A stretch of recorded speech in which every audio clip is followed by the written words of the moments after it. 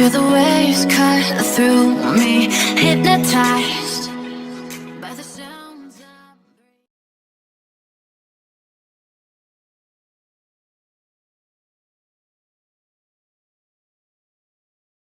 Some questions, sir, regarding the arrival of more than 753,000 doses of Pfizer tonight here in Terminal 3 of NAIA.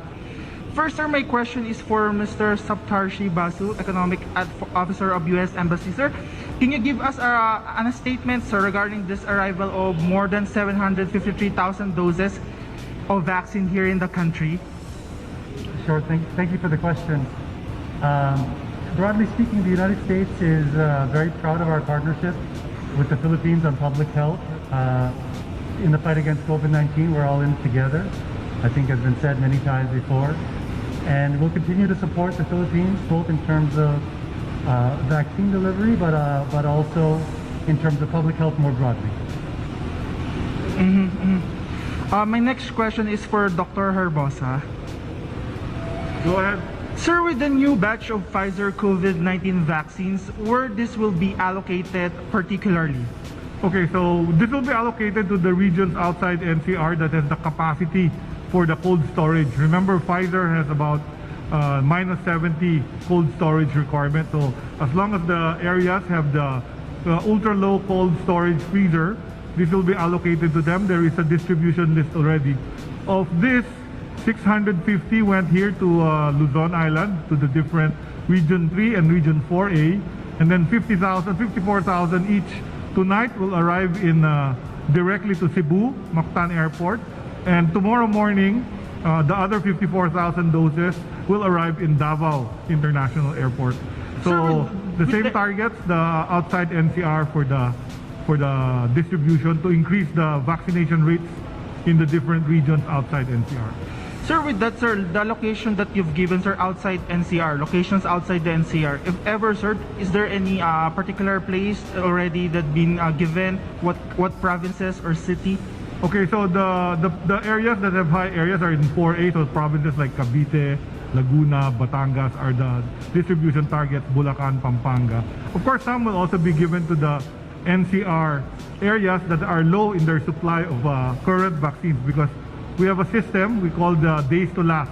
So if your vaccine supply is already less than 5 days to last, you get a new batch of delivery so that the vaccination continues. So that's the procedure usually. Sir, tomorrow, sir, the pilot implementation of the new alert level system here in Metro Manila, will there be changes in the vaccine targets here in NCR po? No, our vaccine targets have been attained very well. We have vaccinated about 60% of the NCR targets, and about 80% have at least one dose. So NCR is now helping the nearby regions outside. So they have coordinations with Cavite in Pasay City, wherein they take in some of the vaccinees from that area. They're brought by buses to the big mega vaccination center in Pasay, and also the other areas in the borders of NCR are helping vaccinate the other regions as well. So far, sir, how's the vaccine rollout in NCR, sir? We all know, sir, no? One of the provisions in Alert Level 4, which Metro Manila is included, only people who are fully vaccinated are allowed to dine in that 10% seating capacity. Will there be more incentives for those individuals who are fully vaccinated in the future? Correct. So the fully vaccinated are allowed for dine-in at 10%, church activities also 10%, if they show proof of vaccination. However, the non-vaccinated can also dine in, but they will be at the al fresco or outdoor dining at 30% of the seating capacity of each restaurant.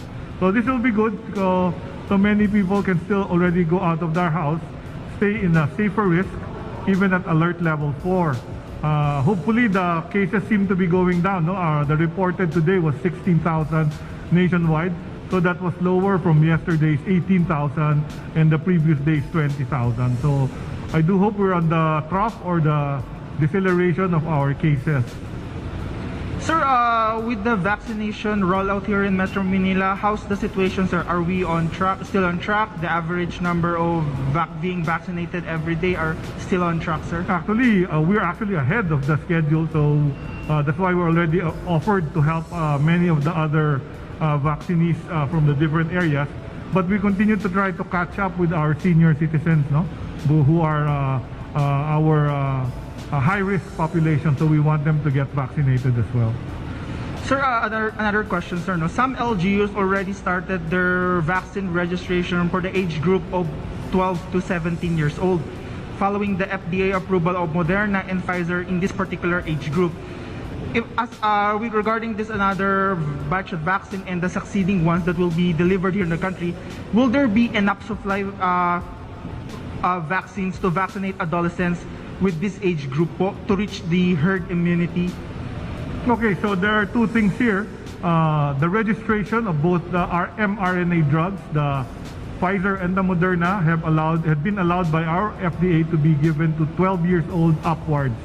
However, our National Immunization Technical Advisory Group has still not given approval as policy.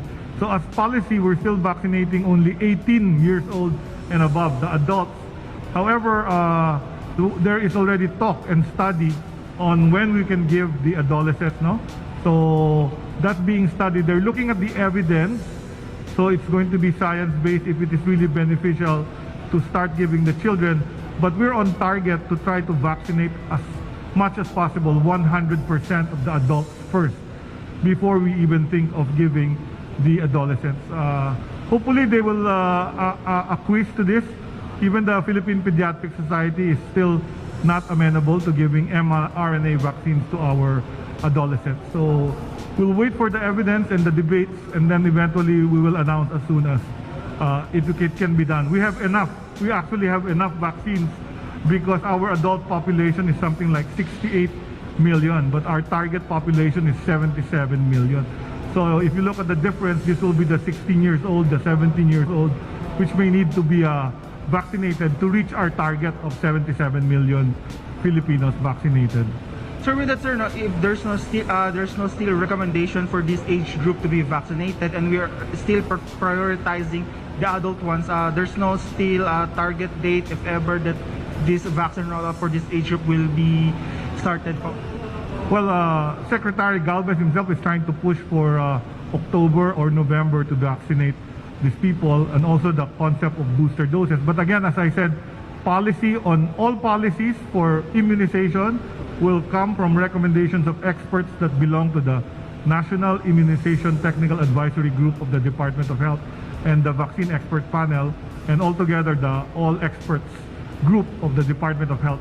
Once the DOH has that policy, they will recommend it to the IATF for approval. Sir, additional question, no? With this arrival of another batch of procured Pfizer COVID-19 vaccines, so far, sir, if you have any figures, sir, how many vaccines already are delivered in that country po? We have a total of 56.5 million doses delivered so far that have arrived in the country. And the good news is there are many more. Even Pfizer is delivering at the last part of September, almost 5 million doses of vaccines, both from donation and from COVAX as well. So we are expecting a lot more doses this month to feed our vaccine rollout. And also again in October, there will be more vaccines that will be arriving. So we should have no problem with supply. It's really being able to distribute them and inoculate all the vaccinees as much as possible.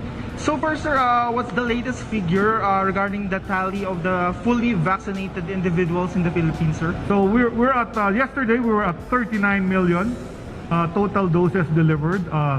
17 million are fully vaccinated. 17 million adult Filipinos are fully vaccinated. 17, and the other one is 22 million have at least one dose. So we're vaccinating at a pace of 3 million a week. So by the end of this week, you will add more vaccinees there, and we'll probably within this week we'll probably skip the 40 million mark already. Thank you very much, sir. Thank you. Another question, sir. Last question for Sir Basu. Sir, Dr. Herbosa said that the country is expecting more doses of Pfizer to be delivered here in the country. Sir, can you give us an update, or how many doses? Will there be more doses of Pfizer will be delivered this month, the following month, sir? I don't have those figures with me on hand, but please allow me to just defer to our colleagues in the Philippine government, and I think you'll see an announcement from them. Thank you very much, sir. Thank you. That's all, sir. Thank you very much for your time po. Thank you. Maraming salamat sa inyong patuloy na pagtangkilik sa ating tahanan at pagsubaybay sa mga kaganapan na nangyayari at sa ating tagumpay na natatamo dyan sa Indonesia. Hopefully, we will see you again in our next update. God bless.